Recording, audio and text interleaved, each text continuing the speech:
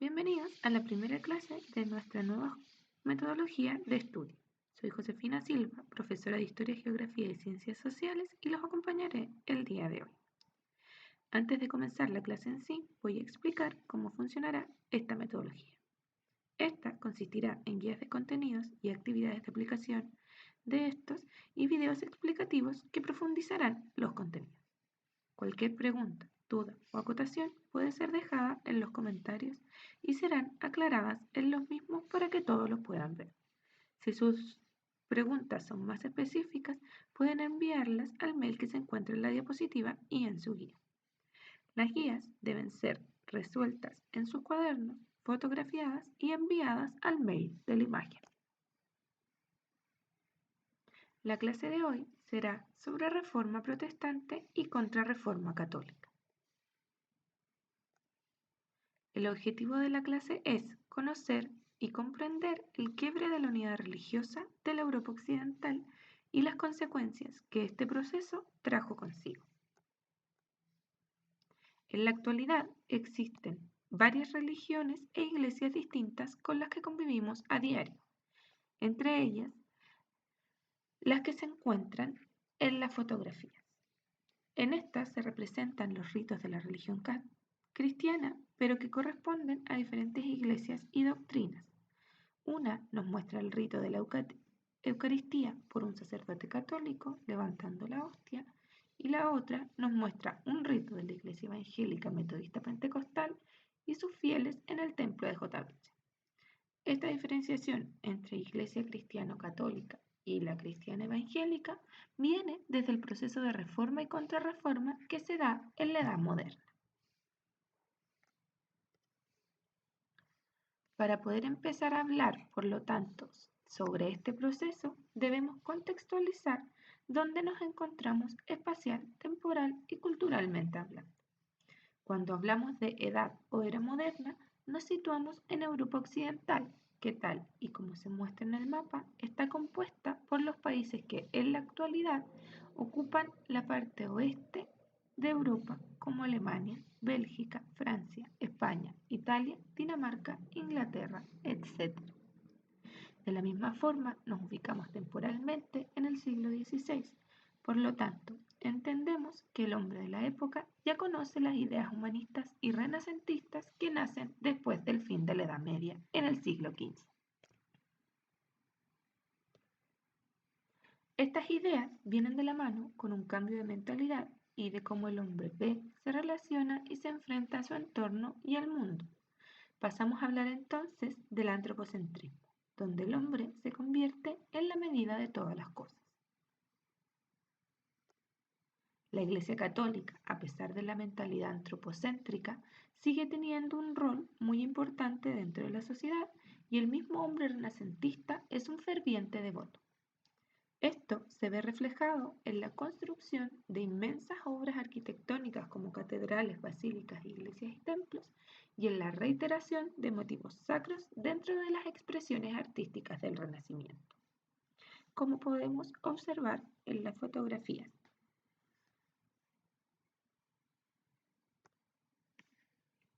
Teniendo este contexto, podemos empezar con la Reforma Protestante.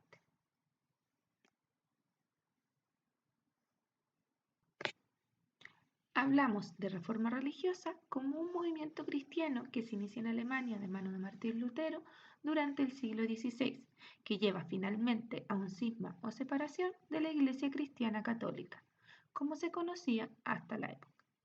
Esta se divide y da origen a múltiples iglesias y organizaciones que se agrupan bajo el paraguas del protestantismo.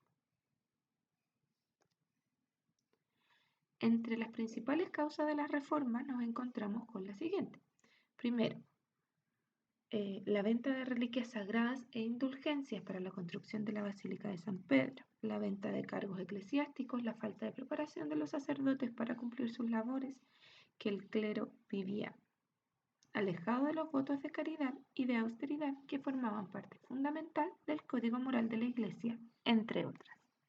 Tenemos que tener en cuenta que muchas veces estas reliquias sagradas que se vendían no eran reales, se ofrecían como trozos o partes de lugares, personas u objetos sagrados, como hueso, pelo, vestimentas de Jesús, los apóstoles y los santos. De la misma forma se vendían trozos de la cruz, espinas de la corona de Cristo, tierras del Santo Sepulcro, todo falsamente obtenido o por lo menos sin una manera confiable de comprobar su veracidad. Lo mismo sucedía, ¿cierto?, con la venta de indulgencias que consistían en una entrada asegurada al reino de los cielos para quien las comprara sin tener que pasar por el purgatorio. La venta de los cargos eclesiásticos tenía un doble filo, ya que impedían que un sacerdote de baja cuna ascendiera jamás a las grandes esferas de la iglesia, porque las familias más adineradas compraban los puestos para sus hijos, muchas veces por esta misma razón, ¿cierto? Y aquí vemos la otra cara de la moneda. Los obispos, cardenales y sacerdotes no estaban preparados para desempeñar sus labores porque no asistían a las escuelas monacales como el resto de los sacerdotes.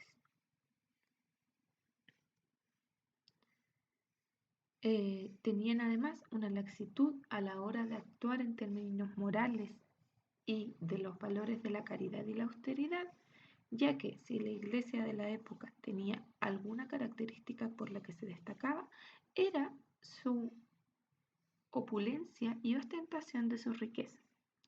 Todas estas razones generaban un descontento que menoscababa la autoridad de la iglesia como representante de Dios y que no se hizo público y generalizado hasta la llegada de Martín Lutero. Si nos fijamos en la imagen que se muestra, veremos la Basílica de San Pedro, que se encuentra en el centro de muchas de estas razones, ya que demostraba por un lado la ostentación de las riquezas y la falta de autoridad, la mala administración al embarcarse en una construcción tan monumental sin tener los fondos, y la venta de cargos, reliquias e indulgencias para financiarla. Su construcción, podemos observar, estaba llena de lujo y es gigantesca hasta para los estándares actuales, por lo que el presupuesto con el que se debía contar era inmenso. Al no poder reunir este dinero, la iglesia y sus príncipes decidieron vender indulgencias para poder costear los gastos.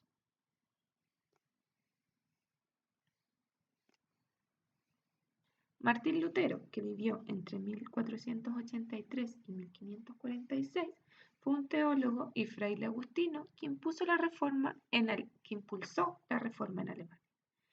Y es en sus planteamientos en los que se inspira la reforma protestante y la posterior doctrina teológico-cultural del luteranismo. Lutero, luego de un viaje a Roma y al Vaticano, la capital de la iglesia, se da cuenta de que lo que él estudiaba y los valores que le habían enseñado en el monasterio no eran tal con los que vivían el resto de los representantes de la iglesia, y empieza a darse cuenta de las irregularidades que se dan en torno a la iglesia y sus representantes. Esto lo lleva a escribir las 95 tesis. En estas tesis propone una serie de puntos que critica al orden eclesiástico y a la organización de la Iglesia Católica. Entre los puntos más importantes se encuentran solo la fe en Dios aseguraba la salvación, el rechazo del poder al Papa, rechazo a la venta de indulgencias como elementos que aseguraban la entrada al cielo para todo aquel que las comprara, rechazo a la veneración de los santos y la Virgen, la Biblia como única fuente de conocimiento que no necesitaba intermediarios como lo proponía la Iglesia Católica, reconoce además el bautismo y la Eucaristía como los únicos sacramentos válidos. Dentro de los teólogos que se inspiraron en la idea de Lutero se encuentra Juan Calvino, quien vivió entre 1509 y 1564. Fue un teólogo y reformador protestante. La Iglesia calvinista se inspira en la negación de la autoridad del Papa y de la Iglesia de Roma y la libre interpretación de las Escrituras y el rechazo a la veneración de los santos y la Virgen propuesto por Lutero. Además, de estos puntos plantea la separación de Estado y Iglesia y la idea de predestinación, que consiste en que Dios destina a algunos hombres para la salvación y otros para la condenación eterna. Esto lo ayuda a fortalecer su iglesia calvinista, ya que todos aquellos que seguían esta rama del cristianismo estaban obviamente predestinados por Dios a la salvación. Otros que se inspiran en el modelo y los dichos de Lutero son la iglesia anglicana en Inglaterra, que nace de la voluntad del rey Enrique VIII de divorciarse de su esposa Catalina de Aragón, con la que no había podido engendrar un hijo varón que heredara el reino. Al recibir la negativa papal ante su propuesta de divorcio, Enrique VIII se afirma de las ideas protestantes y crea una iglesia nacional con la cual puede, además de lograr su cometido de divorciarse, el agregado de poder apoderarse de las propiedades y riquezas de la iglesia. Finalmente, su sucesora Isabel I establece que será el monarca, el rey, la cabeza de la iglesia anglicana.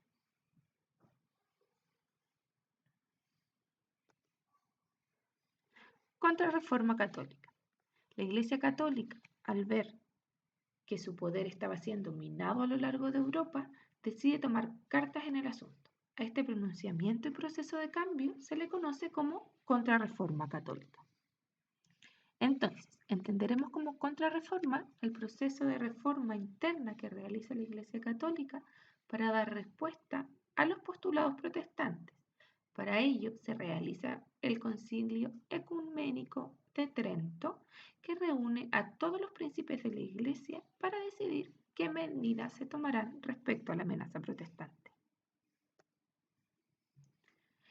En este concilio se tiene varias reuniones entre los años 1545 y el año 1563 y se reafirma la fe católica, se fundan nuevas congregaciones y se reforman las antiguas órdenes religiosas, se confirma el culto a los santos y la Virgen María, se reafirma que la única interpretación de la Biblia es la de la Iglesia, se mantienen los 7 sacramentos y elimina la venta de la indulgencia.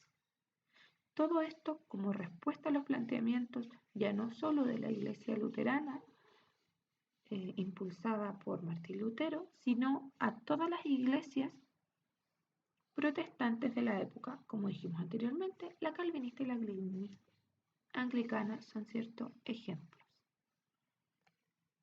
El Concilio de Trento, además, reinstaura la Santa Inquisición, que se encargaba de perseguir, juzgar y condenar a los acusados de herejía o brujería, los cuales eran interrogados, sometidos a tortura y si eran encontrados culpables, eran ejecutados. Crea también el Índice de los Libros Prohibidos, una lista de publicaciones que la Iglesia Católica consideraba perjudiciales para la fe. Conflictos europeos derivados de el conflicto protestante cristiano. Dentro del siglo XVI y el siglo XVII surgieron, derivados de estas disputas